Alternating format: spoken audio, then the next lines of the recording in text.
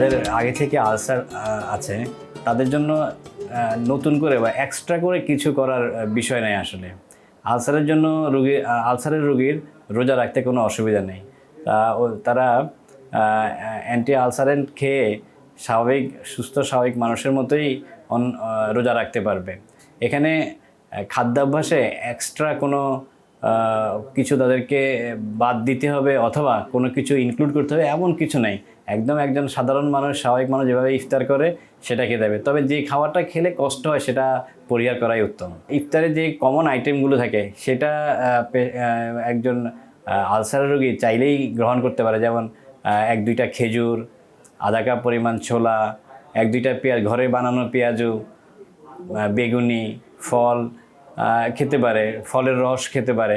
তবে বাইরের খাওয়ার, কেনা খাওয়ার, যেসব খাবার আসলে স্বাস্থ্যসম্মত কিনা নিশ্চিত না, সে ধরনের খাবার পরিহার করাই আলসারের রোগীর জন্য উত্তম।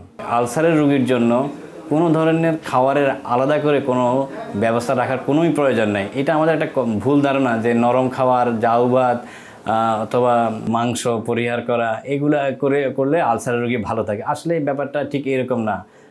গবেষণা দেখা গেছে আপনার কাঁচামরিচ বলেন, শুকনা মরিচ বলেন, কোনো কিছু ঝাল যে পরিমাণ সহ্য করতে পারে সেই পরিমাণ খেলে কোনোভাবে আলসারে কোনো ধরনের প্রকোপ বাড়ে বা কমে এরকম কোনো প্রমাণ নাই, বৈজ্ঞানিক কোনো প্রমাণ নাই।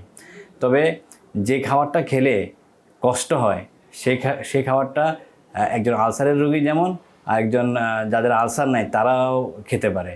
আর নরম ভাত খেলে আলসার কমে এটা সম্পূর্ণ ভুল ধারণা।